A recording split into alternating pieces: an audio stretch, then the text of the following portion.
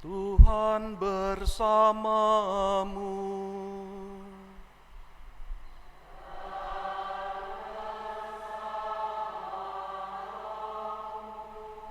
Inilah Injil suci menurut Matius.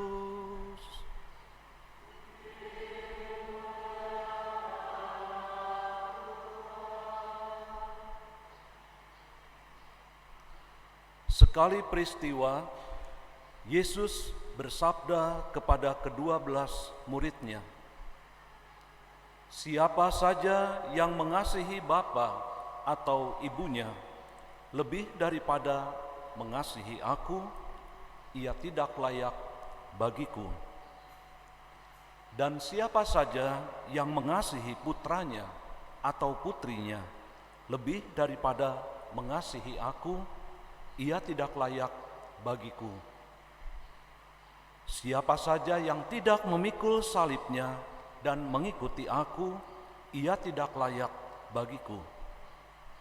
Siapa saja yang mempertahankan nyawanya, ia akan kehilangan nyawanya.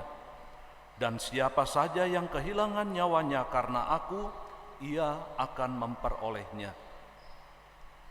Siapa saja yang menyambut kamu, ia menyambut aku. Dan siapa saja yang menyambut aku, ia menyambut dia yang mengutus aku. Siapa saja yang menyambut seorang nabi sebagai nabi, ia akan menerima upah nabi. Dan siapa saja yang menyambut seorang benar sebagai orang benar, ia akan menerima upah orang benar. Siapa saja yang memberi air sejuk secangkir saja kepada salah seorang yang kecil ini, karena ia muridku, sesungguhnya aku berkata kepadamu, ia tidak akan kehilangan upahnya."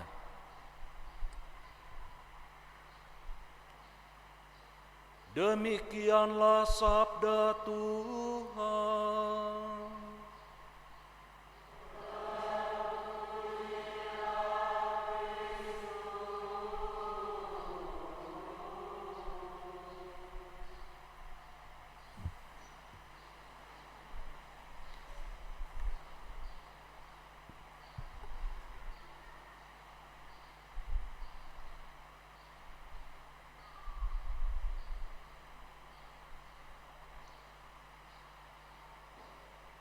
Bapak Ibu, saudara-saudari, kaum muda dan juga anak-anak yang dikasihi oleh Allah. Selamat malam.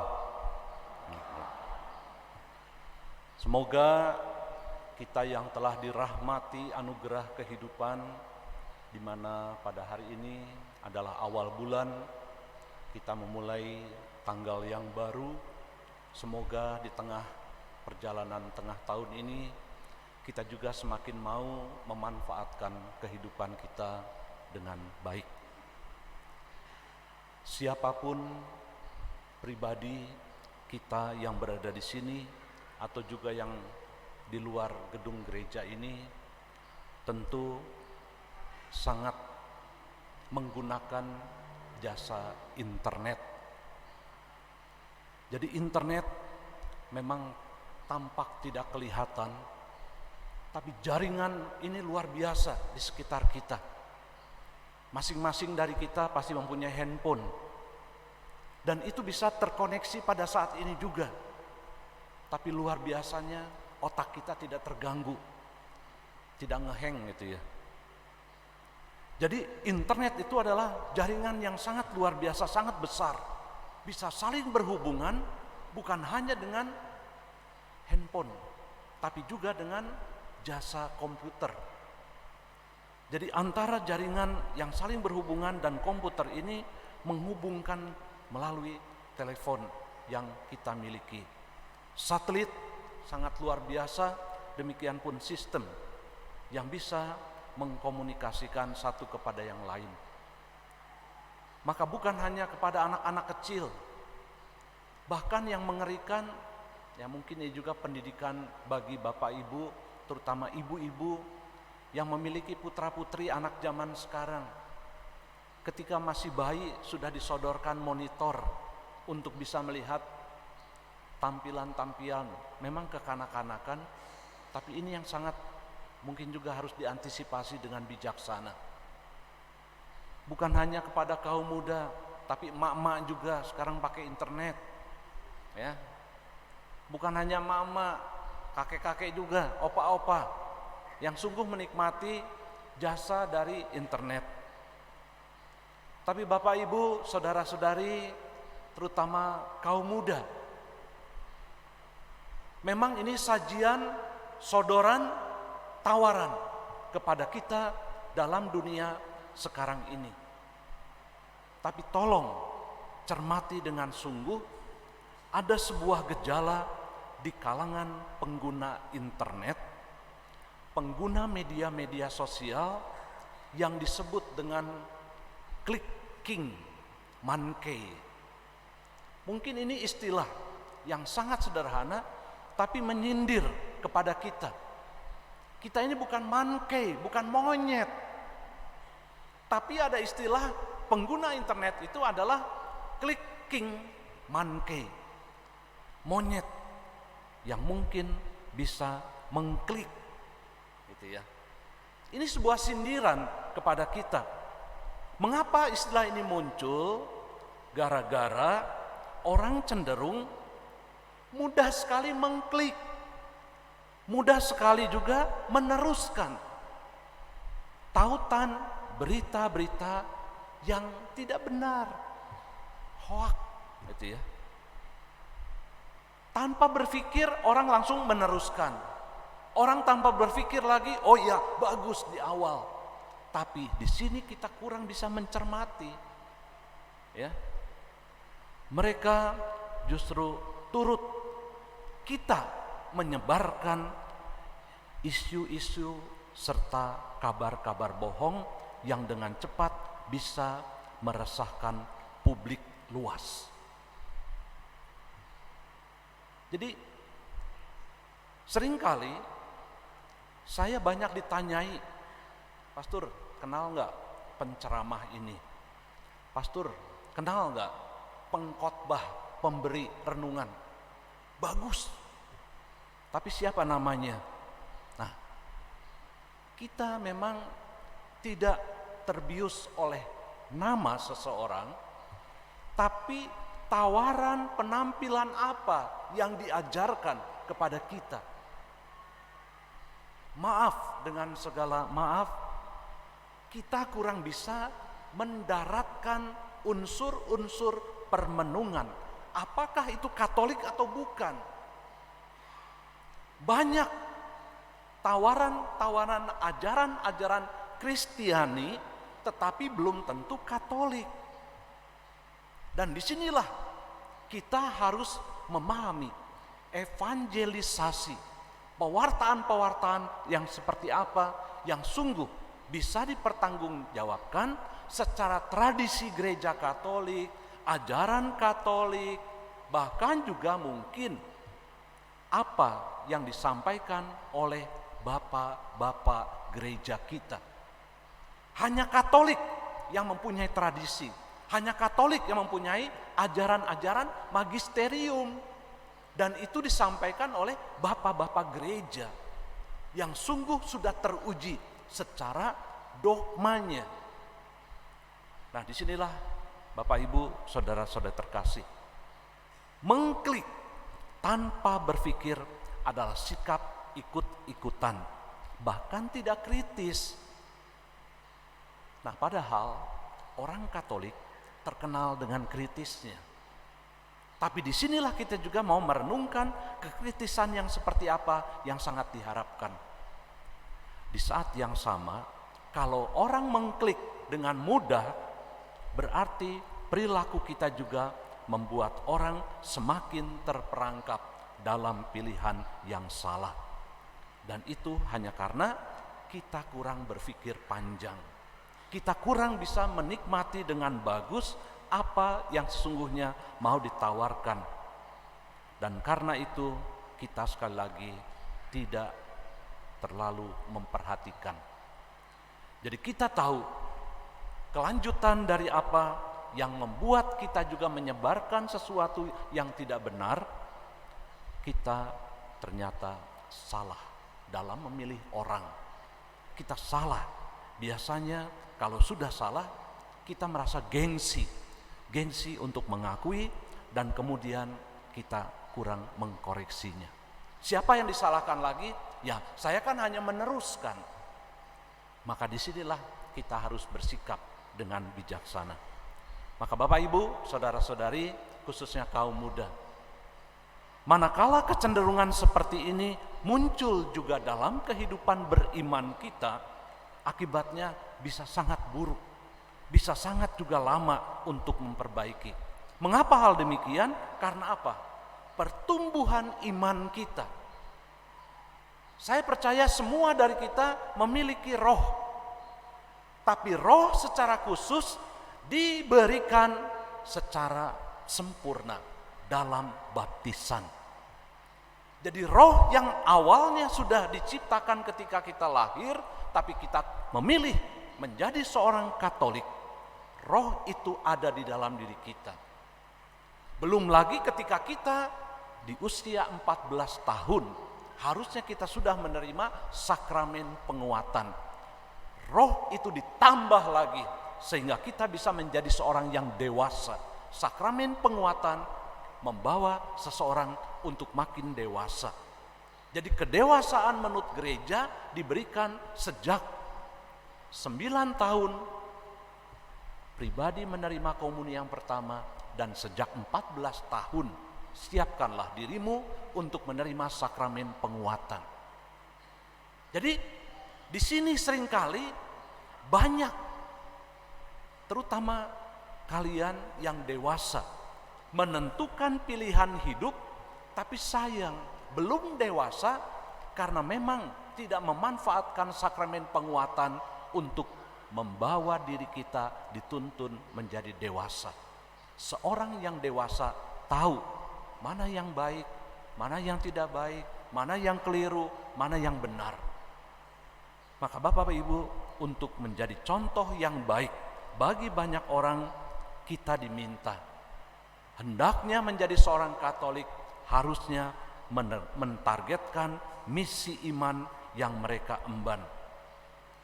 Jadi Injil Matius yang kita dengarkan pada malam hari ini menekankan terselesaikannya misi dengan baik, dan karenanya kesiapan para murid adalah perhatian utama dari Yesus. Yesus tidak ingin para muridnya menyebarkan semangat yang keliru dalam hal beriman. Keteladanan. Jadi keteladanan mereka harus kelihatan dalam kasih kepada Yesus melebihi keluarga sendiri. Bahkan juga bukan hanya keteladanan, tapi kesediaan memikul salib. Banyak dari kita gak mau memikul salib, padahal kita menandai diri kita dengan sebuah tanda salib. Tapi memikul, ini yang gak mau, kita menghindar. Padahal salib-salib kehidupan kita mulai dari sebuah tanda salib. Tuhan, saya mau ikut Engkau. Saya bersedia, bahkan bersedia memikul salib. Dengan memikul salib, saya bersedia, tapi berani mempertaruhkan hidup demi Yesus. Jadi ada 4 langkah yang mau kita pelajari sekarang. Pertama-tama, ayo keteladanan saya sebagai pengikut Kristus seperti apa. Kemudian juga yang kedua, bersedia enggak memikul salib. Setelah bersedia, berani enggak mempertaruhkan, hingga akhirnya saya juga bersedia untuk mendatangkan berkat satu kepada yang lain. Itulah yang sangat diharapkan. Misi yang harus diemban harus selesai. Maka apa yang dimaksud dengan Yesus, engkau menjadi layak, para murid menjadi layak, artinya apa? Sebetulnya teruji. Layak itu adalah teruji, semua karakter itu akan mereka lihat pada diri Yesus, sang tokohnya, sang gurunya. Sebab itu ia pun mengasihi Bapa melebihi segala sesuatu dan memikul salibnya sampai mati. Akhir Injil masih diberikan lagi nasihat. Injil mau menggambarkan bagaimana para murid akan mendatangkan berkat bagi semua orang yang menyambut mereka, karena Yesus menyambut seorang nabi akan mendatangkan upah nabi. Menyambut orang yang benar akan mendatangkan upah orang benar. Jadi Yesus di sini mau mengajarkan bahwa berkat akan melimpah dalam kehidupan orang kalau mereka menyambut para utusannya. Bahkan jika itu hanya dengan secangkir air sejuk. Dengan begitu Yesus menegaskan bahwa para murid kendati tempat sebagai tampaknya wadah-wadah orang yang kecil yang kita perhatikan, tapi akan selalu membawa berkat dalam misi karena mereka adalah muridku. Bapak Ibu, saudara-saudari, dan juga kaum muda yang terkasih, sangat sederhana apa yang ingin diharapkan oleh Yesus. Bagaimana kita menjadi air sejuk secangkir dalam kehidupan. Coba nanti renungkan dalam keluarga. Dalam hidup berumah tangga yang saya lihat dan sering saya dengar dari ruang konsultasi. Jadi pastor itu memang tidak mengalami, tapi seringkali menjadi curahan konsultasi. Banyak pasangan tidak memanfaatkan ketika konsultasi datangnya berdua, sayang. Datangnya itu hanya sendiri. Maka tidak heran yang sering berkonsultasi itu para ibu yang datang ke pastor. Tapi sayangnya pastor sudah setengah mampus mendengarkan konsultasi, pas buka pintu keluar ada orang melihat, tuh orangnya itu lagi. Kan nasib pastor begitu kan. Nah, di sini harusnya kalau konsultasi ayo datang berdua. Seringkali dalam konsultasi seorang perempuan menyalahkan pasangannya terus. Jarang menyalahkan dirinya sendiri. Nah, kapan kita mau menjadi air sejuk secangkir saja? Padahal sebetulnya pastor gak pernah banyak berkata-kata. 1 jam mendengarkan, kemudian saya juga lelah. Namun pastor juga manusia namanya juga ya. Sayang, nggak ada yang nyediain aqua, ya, nyediain cangkir. Ini karyawan-karyawan kita kurang peka ini gitu ya. Nah, sayangnya juga yang konsultasi nggak bawa minum sih. Ya. Nah, di sini bagaimana saya bisa menjadi air sejuk secangkir? Setelah saya mendengarkan, sudah ibu, sudah pastor, yang penting saya puas kalau ngomong. Oh ternyata jarang ngomong dengan suaminya kan. Curhatnya ke pastor sampai tumpah ruah. Nah, kalau dengan ekaristi bagaimana pastor? Ini paroki lain ya. Ekaristi sangat sederhana. Bagaimana menjadi air sejuk secangkir? Kalau saya sudah duduk di bangku saya, kalau bisa, ini di paroki lain ya, paroki lain. Duduknya agak ke tengah. Supaya apa? Kalau ada umat lain yang baru datang, jangan melangkahi di depan orang yang bersangkutan. Ini di paroki lain ya, paroki lain. Udah duduk di pinggir, pas yang mau masuk agak gemuk badannya. Orang ini paroki lain ya, paroki lain. Duduk aja di pinggir gitu. Sampai yang gemuk tuh susah masuknya gitu. Ya, ini di paroki lain ya, paroki sini bagus-bagus ya. Ya. Kalau ada orang mau masuk di bangku berikut, berdiri. Karena apa? Sempit-sempit biasanya di gereja itu. Ini juga sama sih ya. Nah, tapi di Kristus Raja ini banyak orang berdiri. Silakan Bu, silakan Pak. Air sejuk secangkir. Artinya apa? Mempersilahkan dan menyapa. Disapa itu enak, ditegur juga nggak enak terus terang. Nah, maka memberikan air sejuk secangkir ini sangat mungkin kalau di dalam keluarga ada tegur sapa, senyum sedikit, dan juga mungkin sharing. Nah, sharing inilah yang kurang bisa menjadi penguat di dalam keluarga. Bangun pagi, jangan langsung bangun, lihat kiri kanannya masih ada atau enggak. Kalau lihat sebelah kiri masih ada, pas ngelihat, sama-sama ngelihat, ciluk, selamat pagi. Nah, sharingnya di mana pastor? Tadi malam kamu tidurnya enak ya? Kok kamu dilihat? Jelas saya lihat, karena bunyinya luar biasa. Saya nggak bisa tidur. Nah, maka itu sharing yang harus dibuat, ya. Nah, di situ pun kita enak. Seorang anak, di mana air sejuk secangkirnya? Luar biasa. Kalau anak mau pergi ke sekolah, coba pesankan pesan yang menyemangati orang tua. Pak, Mama, saya mau pergi sekolah. Papa dan Mama baik-baik ya di rumah. Papa rajin-rajin untuk cari uang ya Papa. Tapi hati-hati Papa kalau bekerja. Amin. Luar biasa kalau ada anak yang mengucapkan begitu.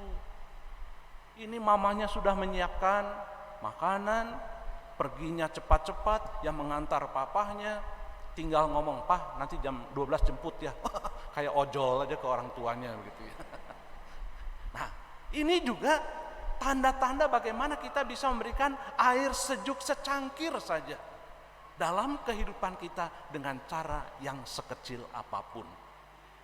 Tadi dikatakan di situ kan, upah orang benar akan mendapatkan yang benar.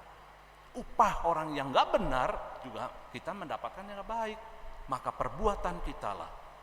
Nah, sekali lagi, mentalitas ikut-ikutan dan tidak kritis sering menjadi masalah besar di lingkungan sekitar kita.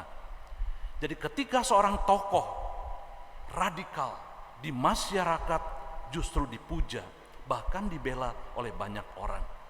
Mungkin Jawa Barat ini beberapa minggu yang lalu sempat heboh.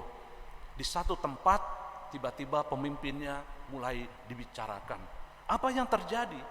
Kita tahu bahwa ada sesuatu yang keliru. Mengidolakan figur yang tidak baik adalah sebuah keputusan yang membawa konsekuensi besar dalam hidup kita. Jangan membiasakan sesuatu yang kecil, kemudian dibiasakan dan menjadi kebiasaan. Dan itu nanti akan menjadi raksasa yang bisa menghantam diri kita juga secara perlahan. Nah, belajar dari pemimpin yang radikal ini, celakanya para pemuja-pemujanya ini adalah figur yang salah. Kenapa salah? Karena biasanya kelompok-kelompok ini fanatik dalam beriman, merasa dirinya selalu benar dan hampir pasti tidak mau dikoreksi dalam hal pandangan hidupnya. Gara-gara salah pilih, orang menjadi duri dalam daging bagi saudara, bahkan juga mungkin keluarganya sendiri. Maka kalau kita kaitkan dengan kehidupan iman yang sekarang kita sedang perjuangkan, hidup adalah perjuangan. Perjuangan untuk apa? Hanya satu, mendapatkan kebahagiaan, mendapatkan keselamatan yang juga berasal dari Allah. Maka kita perlu bertanya kepada diri sendiri, mengapa? Mengapa saya cenderung membela orang-orang tertentu saja? Bagaimana kalau dalam permenungan saya, kalau sosok yang kita kagumi ternyata tidak melakukan ajaran Kristiani? Ajaran Kristiani apa, Pastor? Sangat sederhana. Sabda Tuhan adalah nasihat, kata-kata hidup. Nah, bagaimana kita bisa mengenal sabda yang hidup, nasihat-nasihat yang hidup kalau kita tidak membaca kitab suci? Masalahnya di situ. Ya. Nah, seringkali ini permenungan kita, betul atau tidak? Bedanya orang Kristen sama Katolik. Orang Katolik bagus kalau menyanyi. Kalau orang Kristen pandai membaca kitab suci. Karena apa? Orang Katolik terlalu banyak komentarnya, tapi tidak membawa kitab suci. Ya. Nah, sebaliknya saudara kita pintar mengomentari, tapi pakai kitab suci. Nah, di situ. Nah, ini yang menjadi permenungan. Betul enggak? Boleh protes sama saya, tapi saya hanya ingin membagikan kepada kita bagaimana seringkali kita lupa. Ajaran Kristiani kita berasal dari kitab suci. Ajaran Kristiani yang lain apa, Pastor? Kalau kita sering membaca kitab suci, karya-karya penebusan dari Allah melalui Yesus sangat banyak. Sangat banyak. Dan itu mungkin salah satu perbuatan kita. Demikian pun ajaran-ajaran Kristiani tidak ada hukum lain kecuali cinta kasih kepada Tuhan dan cinta kasih kepada sesama. Bagaimana saya mencintai Tuhan? 10 perintah Allah 1-3 itu adalah hak Allah. 4 dan 10 sampai kepada manusia untuk mencintai. Mencintai sesamanya seperti apa, Pastor? Perintah Allah yang keempat bilang, hormatilah ayah dan ibumu. Di situ sangat jelas. Jangan membunuh, jangan mencuri, jangan berbohong, jangan mengingini dan sebagainya. Itu 4-10 urusan cinta kepada sesama. Itulah ajaran-ajaran Kristiani yang membawa kita untuk sampai pada kebijaksanaan. Maka dalam minggu sore hari ini, bacaan liturgi, walaupun kita datang pada Sabtu sore ini, marilah kita juga bertanya, apakah orang-orang yang kita kagumi, apakah orang-orang yang kita dengarkan selama ini, bahkan yang kita nikmati, renungan-renungannya itu membawa berkat Tuhan dalam kehidupan iman saya atau tidak?